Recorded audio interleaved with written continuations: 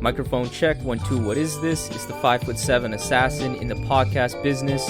I am your host, Rohan Patra, the rap music plug at your service. Here we are again at the end of a rainbow. The Rap Music Plug podcast presented by QLC TV is the remedy to the I don't have anything good to listen to problem.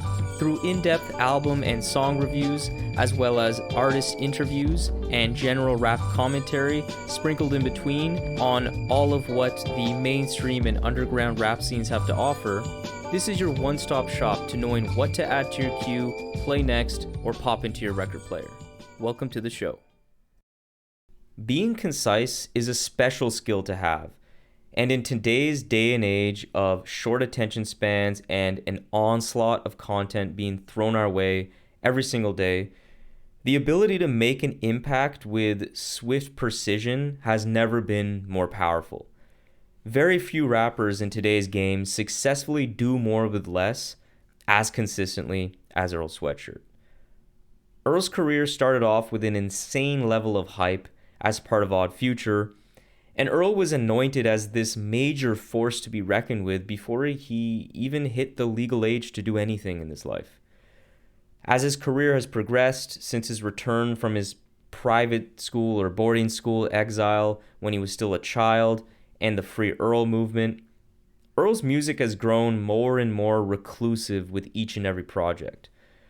The true shift in style most notably happened though with 2015's I Don't Like Shit, I Don't Go Outside, where Earl started this transition from edgy teen to a more serious and thoughtful individual that was dealing with some genuinely dark topics.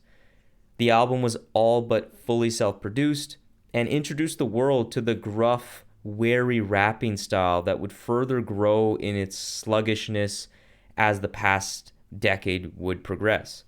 And although this album was quite well received by critics and fans, it wasn't until his follow-up, Some Rap Songs in 2018, where Earl's stock truly shot up to an entirely new level.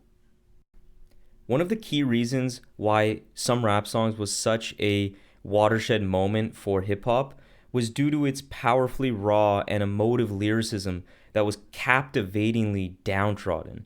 Within each mumble and slurred word from Earl, guttural heartbreak and anguish just oozed out of every line of his. The listening experience was raw, it was bare, and remarkably heartfelt. After dropping a similarly left field but uneven and less realized feat of clay in 2019, Earl seems to have turned over a new leaf personally and musically. Sick still works in typically depressive content that Earl's music has been synonymous with over the years, but there is now a clarity and acceptance that reigns supreme within the new mindset that Earl communicates on this album. No longer is he seemingly drowning in this ocean of sorrow and confusion like he was on Some Rap Songs. Instead, he sounds more self-assured and triumphant, like he's successfully made it through those dark times that he's dealt with in the past, and now has a more mature and positive outlook on life, which seems to be heavily influenced by his new son that has entered his life and the COVID pandemic.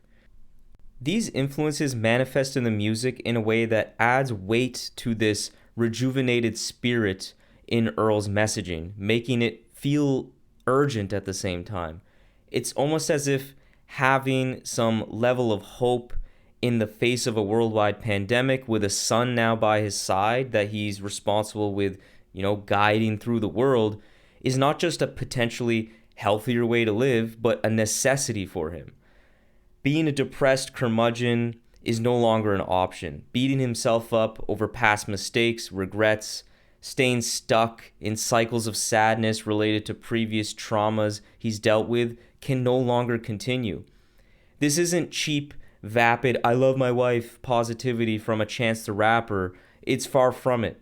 Instead, there's a dynamic that makes this optimism from Earl on Sick feel authentic and earned, where the listener can easily feel the depth behind this hope and know it's derived from real life experiences. And I think we all as listeners can really learn something from this progression in Earl's life that he's put on full display in his music. The way Earl communicates all of this is with his trademark brand of succinct poetry that allows him to jam so much impact in each and every bar. It's this dense style of writing that has always made Earl's music have such high replay value, and Sick is absolutely no exception. Another very important aspect of this album is that it truly puts an exclamation point on this vitally important work of bridge building that Earl has been doing over these past 4 or 5 years. As an artist who first blew up as a rambunctious teen mainstream act, Earl has slowly but surely found his true place in hip-hop, which seems to be in this specific niche that draws from the burgeoning underground wave of left-field hip-hop in New York, which is then combined with the mainstream cachet that Earl still possesses from his electric Odd Future days. Sick cements this role that Earl plays in hip-hop by enlisting the incredible duo of Arm & Hammer for a terrific feature on Tabula Rasa, bringing in Detroit Enigma Z-Loopers to absolutely obliterate his feature on Vision with this impeccably catchy performance. Also, he works with frequent collaborator and seemingly best friend Alchemist to contribute a few beats, as well as giving opportunities to lesser-known producers like derived, Rob Chambers, and particularly Black Noise, who has the most placements on this album. There's even a direct shout-out to the one-of-a-kind talent of a Kai solo that Earl recognizes on the final song, which all goes to show why these talented underground artists deserve more eyes and ears on their respective work. The sound of Sick represents all of the music that Earl has directly created himself or co-signed and contributed to behind the scenes prior to this album.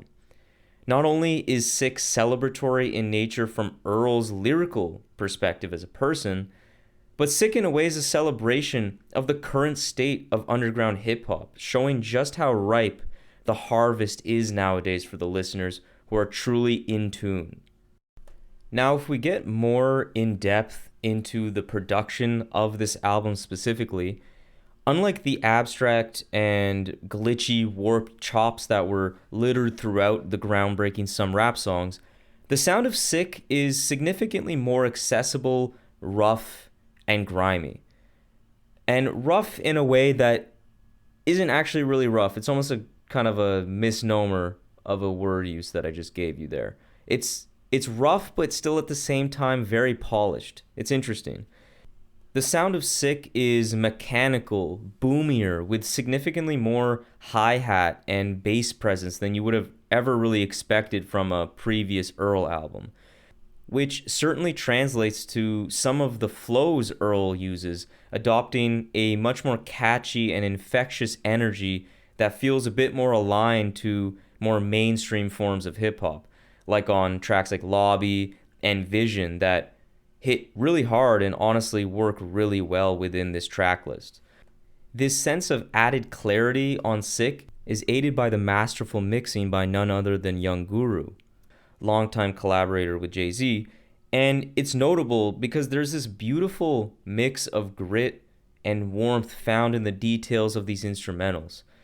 And it's interesting to see that Earl, a tremendously gifted producer in his own right, foregoed using much of his own beats for this album, which is in direct contrast with his much more self-produced previous projects. Without much of Earl's fingerprints on the album's production, I do think albums like Some Rap Songs and I Don't Like Shit are just more my cup of tea production-wise, because I really do like Earl's production style. But that being said, the outside production did yield welcomed levels of musical variety that I was pleasantly surprised with to get on an Earl album, especially one that is this short, and I think it's something that we wouldn't have gotten otherwise had he not reached out to others to supply the musical soundscape for this record. And there were some great production highlights throughout this album, and as I look back on my favorite musical moments, this impressive diversity of sound just becomes more and more clear. I loved the delicate soul of Tabula Rasa, the inviting warm guitar sample on that emotional closer, Fire in the Hole, and the gritty boom of Lobby and Lie. It's really remarkable how all of these different sounds really can coexist so cleanly, so succinctly within such a tight track listing. So in an effort to really sum up what the impression was that Sick left on me, I just keep going back to that idea of being concise, doing more with less. In just 24 minutes, Sick jam packs so many different strains of dope, whether it be in the flows, lyrical content, features, or styles of production. It's all nicely varied and above all sounds freaking good. This was a quality record from Earl that firmly positions him now as one of the key and most important figures in hip-hop today. So there we have it, another episode of the Rap Music Plug podcast presented by QLC TV. I hope this episode gave you some new perspectives and insights into what the greatest art form known to man in hip-hop music has to offer. If you want to support the show in the most meaningful way possible, it would be my absolute honor to have you as a patron in the new Rap Music Plug podcast Patreon. Through this Patreon, you will be getting exclusive content such as bonus episodes, exclusive album recommendations, exclusive playlists, early access to episodes, and more.